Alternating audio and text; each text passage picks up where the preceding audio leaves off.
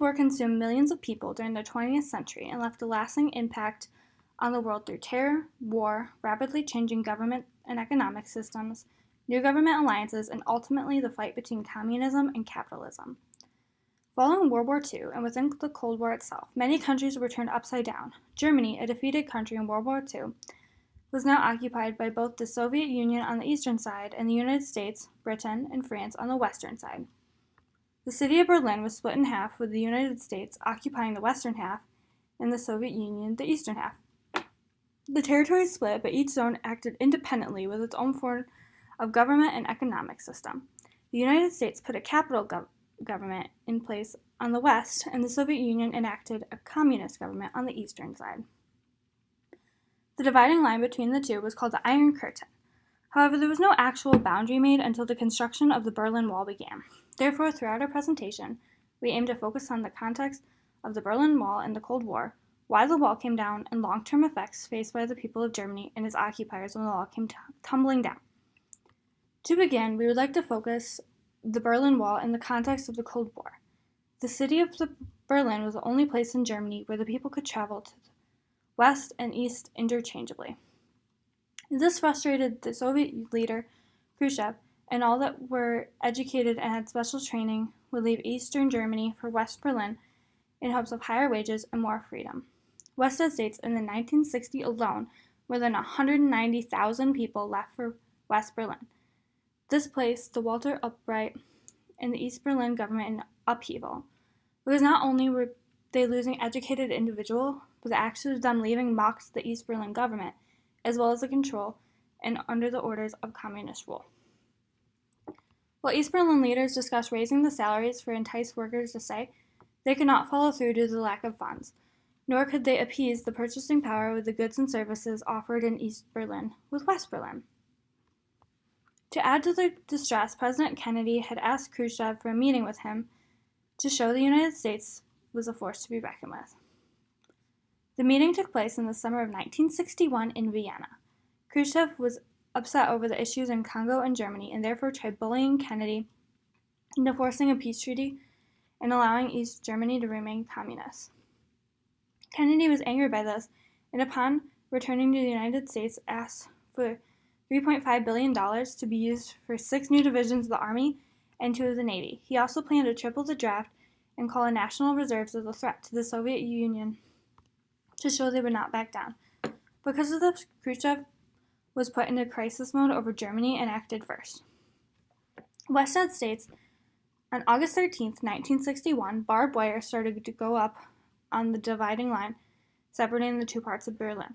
The subway tunnels were blocked off, and the East German police shot at those who dared to try to cross the wall. The people of East Berlin could not leave. Families were torn apart. The city of Berlin again has become a victim of the Cold War, and this time its division seemed permanent. Kennedy had forces in West Berlin prepared for an attack of the Eastern Bloc. However, it never came. Therefore, Kennedy concluded that there's not much to be done about the situation, which angered both West Berlin Mayor Willy Brandt and France's Charles de Gaulle. Yet, this brief history does not explain the individuals' experiences the wall had on them. Therefore, it is imperative to discuss the impact the wall had around the world. Patrick Major states in his book, Behind the Berlin Wall, that people question the logic of the wall. If the East Berlin government wanted to protect the people from the fascist West, why were their guns pointed towards the east? One man living in East Berlin even stated that barbed wire on the streets, and it looks like concentration camps back in the old days. The barbed wire just needs electricity and the concentration camp will be complete. Major states that people throughout East Berlin feared the next step would be war, therefore people stockpiled their groceries as they feared for the worst. Also, personal bonds and family ties were severed with the creation of the wall. Major states one woman had been separated from her husband for months, and the state of the affairs had been unbearable, while another woman, separated from her family and children, had hung herself. President Ronald Reagan describes the dispute of the Berlin Wall in a famous speech given on June 12, 1987, in West Berlin at the Brandenburg Gate. He states, "But in the West today, we see a free world that has achieved a level of prosperity and well-being unprecedented in all human history. In the communist world, we see failure, technological backwardsness, declining standards of health, even want of the most basic kind too. Too little food. Even today, the Soviet Union still cannot feed itself. After these 4 decades, then, there stands before the entire world one great, inescapable conclusion. Freedom leads to prosperity. Freedom replaces the ancient hatreds among the nations with comity and peace. Freedom is the victor. Communism ultimately brought technological losses, low health standards, starvation, and lack of freedom to East Germany. East Berlin truly represented a concentration camp. In the same speech, Reagan challenges Gorbachev to tear down the Berlin Wall and allow reunification of Germany. Because of this awful condition faced by all, protests started to occur throughout the country and all across the world. In Poland, after many protests, like the Lenin shipyard protests in August 1980, the first multi-party elections were held in the start of the Cold War, and the Polish communist power was faced with massive defeat. As the world waited for the Soviet response, it was shocked to understand that they were supportive of the free elections held in Poland. Therefore, unrest began occurring rapidly throughout Eastern Europe in September 1989. Erich Honecker, who was the German Democratic Republic in Eastern Europe, continued to argue with Gorbachev, the leader of the Soviet Union, on reform policies for Eastern Germany. The people of East Germany began fleeing to other Eastern European countries in hopes of making it to West Germany. Wested states, inside East Germany, open defiance of the regime had begun to spread. First, the slogan was, "We want to leave." But then, almost imperceptibly, it shifted to, "Down with the Stasi. We are going nowhere," and unyieldingly and climatically, "We are the people." As a result, thousands were arrested and others were beaten, yet the protests raged on. On October 31st, 1989, the Romanian embassy in Berlin writes to Foreign Affairs about the protests that have been occurring in Berlin. He states, Street protests have not ceased, rather, in the past few days, have grown in intensity and size. It is estimated that only yesterday, 30 October, when major protests took place in Berlin, Leipzig, Halle, Magdeburg, Schwerin, Schult, etc. Number of the participants reached over 500,000. In Leipzig alone, the official data put the number of protesters at 200,000. The banners referred to freedom of the press, legalization of opposition organizations, freedom of travel, freedom of association, cessation of politically based privileges, and etc. All protests were peaceful. The state security and police forces did not intervene. By this time, Honecker was voted out of office by the Central Committee of his own party, and a new party chief, Egon Krenz, was elected. Weststand stated that Krenz's promised negotiations with the opposition. He also made it clear that East German authorities were preparing new and more liberal travel arrangements for citizens to visit West Germany, including West Berlin. In a later speech by Gunter Schabowski, government chief spokesperson, he said that border crossing would be effective immediately because of the thousands of people rushed to the wall and to cross the GDR. Border guns began letting small numbers of people through, as they were unsure of how to proceed with these new regulations. Yet the crowds continued to grow rapidly, and the East German officials had no other choice but to lift the barriers. In a letter from Krenz to Gorbachev, Krenz states, "Last night, about 60,000 citizens of the GDR crossed the KPP into West Berlin. Of these, about 45,000 returned back to the GDR."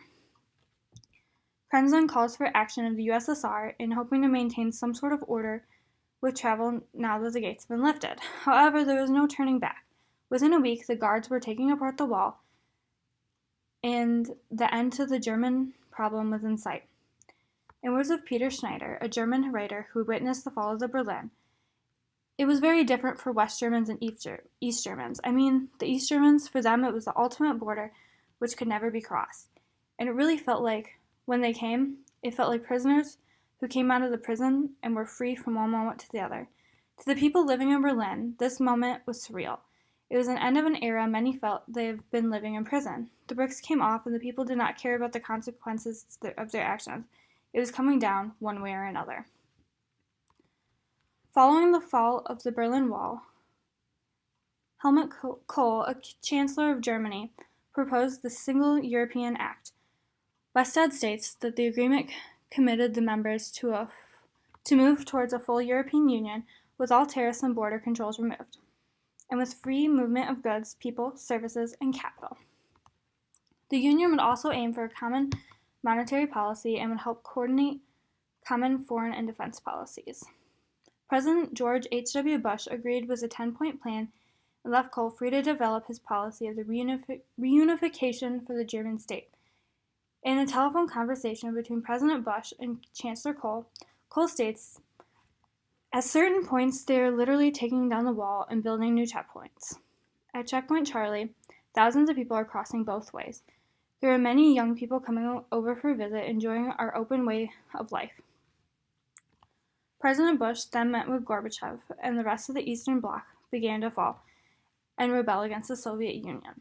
In December of 1989, Bush and Gorbachev agreed that the Cold War was over. Gorbachev then stated to Bush, "The emphasis on confrontation based on our ideologies was wrong. We had reached a dangerous point, and it is good that we stopped to reach an understanding. Reliance on unequal exchange between the developed countries and the developing world cannot go on. It has collapsed. Look how many problems there are in the developing world that would affect all of us." Overall, my conclusion is that strategically and philosophically, the methods of the Cold War were defeated. Finally, the two agreed on greater intensity of arms control negotiations, consult on German questions, and open for increased trade and technological exchanges. Soon after, the Soviet Union continued on a downward spiral before Gorbachev stepped down on December 25, 1991, and the Soviet Union was no more. Therefore, the fall of the Berlin Wall played an immense role in the Cold War and signified an end to the two-decade-long fight between communism and capitalism. The Eastern Bloc slowly fell apart, beginning first with Poland before coming to Germany, and more specifically Berlin. People were starving, separated from their families, and living in horrible conditions. Therefore, protests occurred. People all over the Eastern Bloc began protesting the awful conditions they were forced to live in due to communism, while they saw Western Europe making huge strides toward a better society under capitalist rule. Immense amounts of anger had built up in the hearts and minds of people. When Krenz announced the opening of the borders, there was no turning back. Thousands of people stormed the borders and traveled to the west. The mass amounts of people were uncontrollable. Within a week, bricks were being torn from the wall that had contained people for so long. When the wall came down, people were united once again, and the communist system had fallen to the point of little recovery in East Berlin. Therefore, the fall of the wall signified a very important event in the history of the Cold War. The Soviet Union lost yet another territory to the realms of capitalism, and before long, the entire Eastern Bloc would soon collapse due to the atrocities permitted under the communist rule. The Cold War was finally coming to an end. The fall of the Berlin Wall only solidified that.